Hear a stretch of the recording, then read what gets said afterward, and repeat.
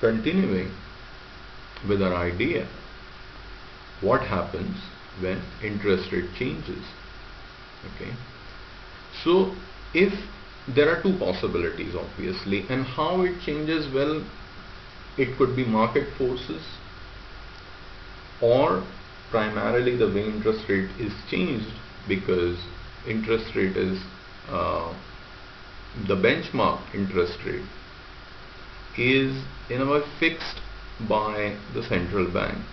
So the rest of the interest rates actually respond to the benchmark interest rate given by the central bank of a country. Central bank meaning the apex, the top bank, which is not really a bank, it's a regulatory authority. Okay, can be called as monetary authority. So in case of India, for example, it's Reserve Bank of India. In case of United States, it's Federal Reserve.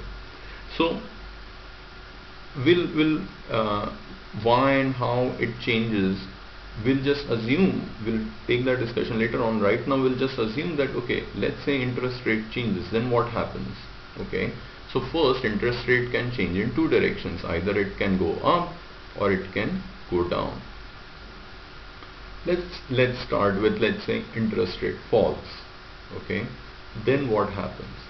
Well, the direct consequence of falling interest rate would be that people will be more willing to borrow. Why is that the case? Well, from basic understanding of demand and supply, okay, let's think of it. Basic understanding of demand and supply, we know that demand curve actually slopes downwards. Okay, demand curve slopes downwards. Why is that the case? Because if the price decreases, the quantity demanded generally increases. Yeah, it's also referred to as law of demand, but let's not exactly say it's a law as in it's a natural law, but the tendency of people in general to buy more of a good or service when the price falls generally holds true. Okay, so what we are saying is that interest being the price at which you borrow money, yeah, from a business point of view it's a cost, but we can also think of it as at the price at which you borrow money, just like the price at which you rent a house. So if the rent of the house decreases in a neighborhood, the demand for housing in that neighborhood will increase. So it's a simple idea. If interest rate falls means the price of borrowing money has fallen, the direct consequence of it will be rise in borrowing. People would be more willing to borrow money.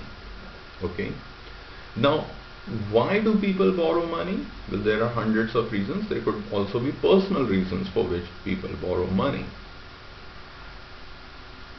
Let's say you want to buy a new car, you take a loan, you take a personal loan.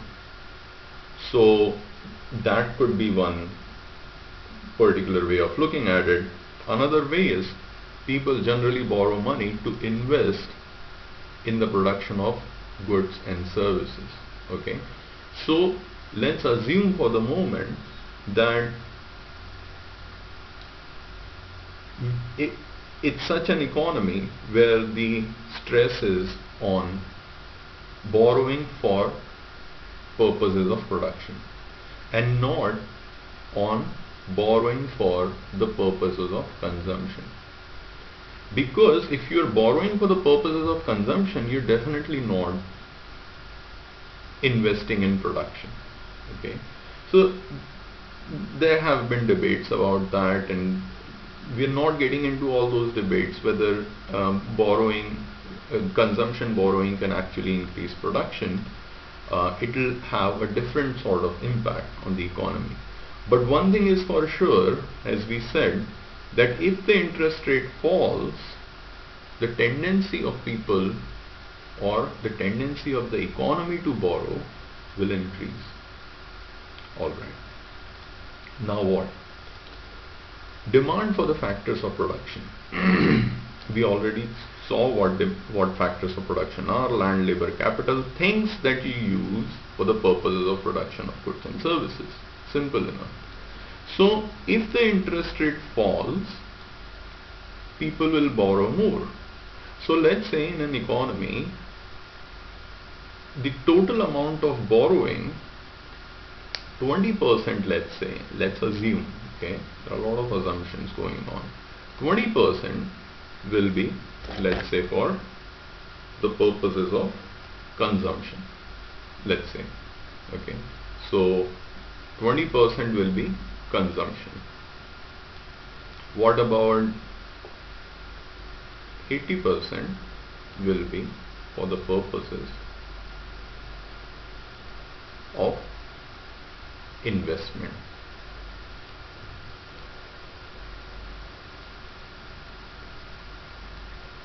Okay. So when the interest rate falls, you're gonna witness a rise in both of these borrowings. There could be a possibility, there could be an event where the weight with which this increases is greater as compared to this, or the weight with which this increases is greater as compared to this. Whichever is the case, we can very safely say that both these components, that is consumption and investment, both will increase. Yeah. So if the investment increases, okay, essentially we have skipped a step here. We should have said that there will be a rise in investment. As soon as interest rate falls, investment, capital I, will rise. If investment rises, the direct consequence of rise in investment would be rise in production of goods and services. Okay, so rise in production of goods and services. Now, when we say that the production of goods and services is increasing, that means to increase that production, you have to increase the input of factors of production, right? You have to increase the input of factors of production. So if we increase the factors of production, what is one of the factors of production? We saw one was, we already saw capital was one of the factors. Okay, one of the factors was capital. Another factor was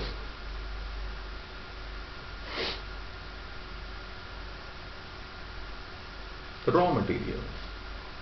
Okay, inputs that you need, something like land, raw materials of different types, so on and so forth. Then capital, then labor. I'm sorry,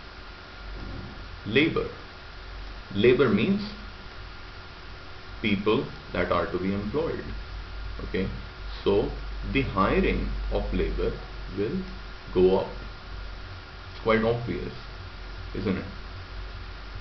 So investment has gone up, production of goods and services have gone up, because of which the demand for factors of production, one of the factors of production being labor, the demand for factors of production will also increase. Consequently,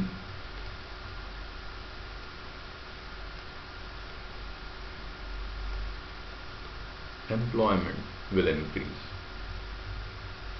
right? There will be greater employment because the demand for labor has increased. Now what else? As the employment increases, you can imagine more number of people are employed now. That means what? In the aggregate, as a sum total, if we can look at it, the sum total income has increased. Okay, income has increased in the totality. The aggregate income has increased. So that means if the income has increased, one thing is for sure,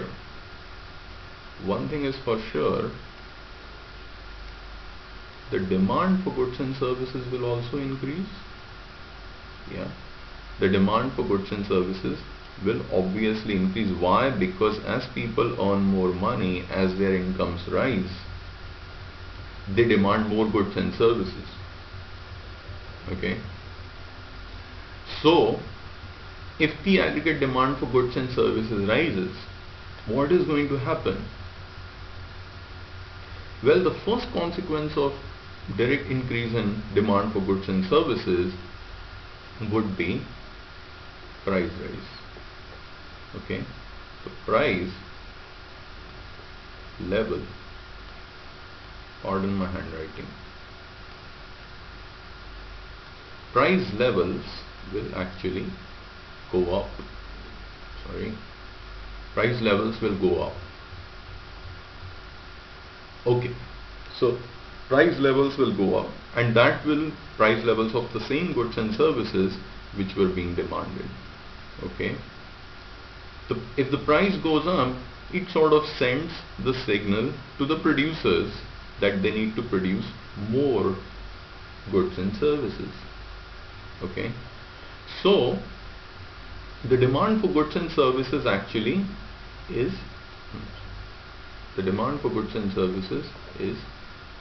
increasing here, but the production of goods and services are going to be constant in the short run. That means it won't be that the price will increase overnight. That's common sense. So in the short run, the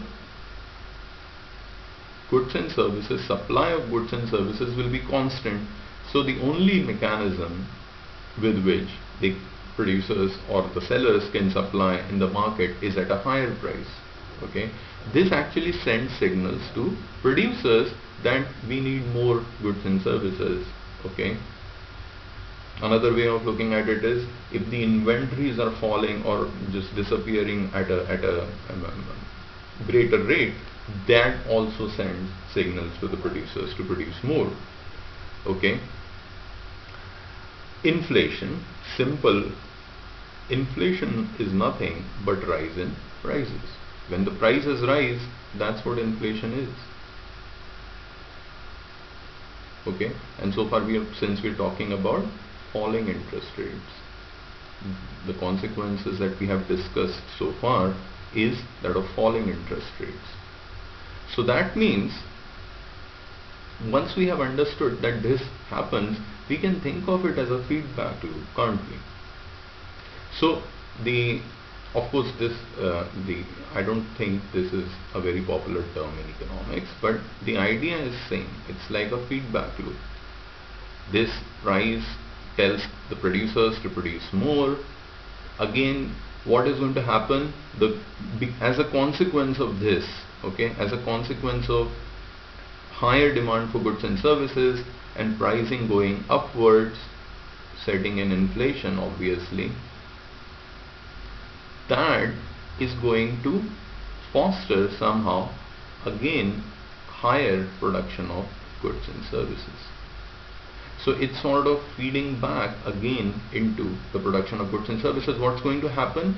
The same thing that we just discussed, demand for factors of production will increase, then employment will further increase, then income will further increase, the total income will further increase in the economy, and then again aggregate demand for goods and services will increase. There will, however, come a point where the economy will be fully employed. There will be a full employment in the economy. Okay. Now, having said that,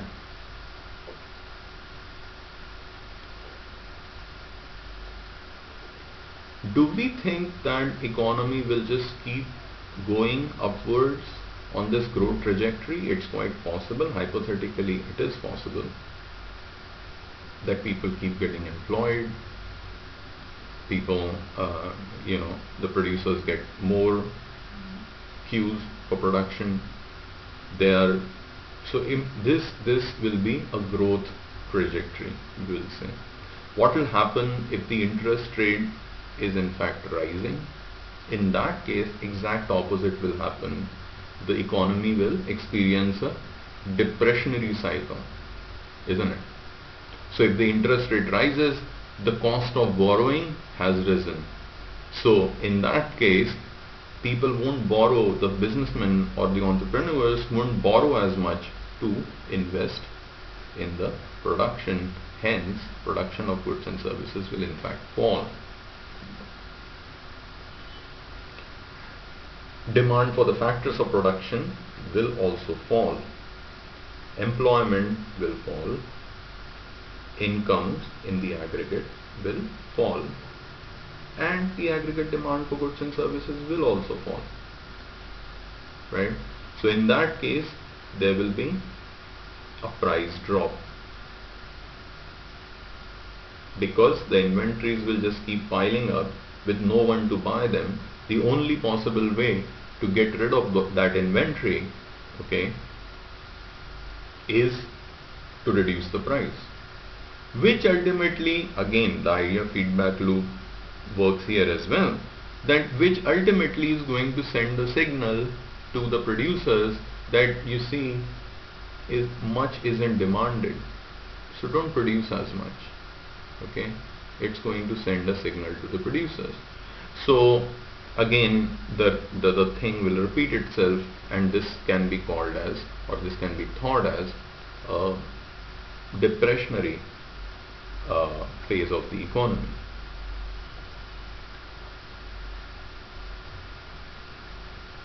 In the next lecture, we're going to examine Phillips curve. Phillips curve essentially stipulates that there is an inverse relationship between the inflation level, or the rate of inflation, and the rate of unemployment.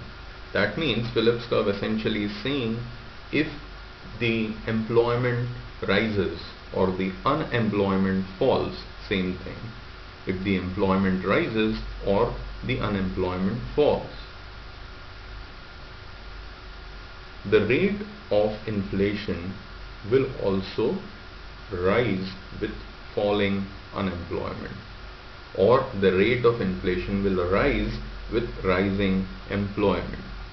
Alright, so, and the same ideas are also related. So this relationship, this functional relationship between interest and the rest of the variables like production, aggregate demand, aggregate employment, aggregate income, demand for the factors, aggregate demand for the factors of production, all these things are interrelated. These are very, if you can get this logic correctly, then you can very easily understand ideas like Fisher curve, why there is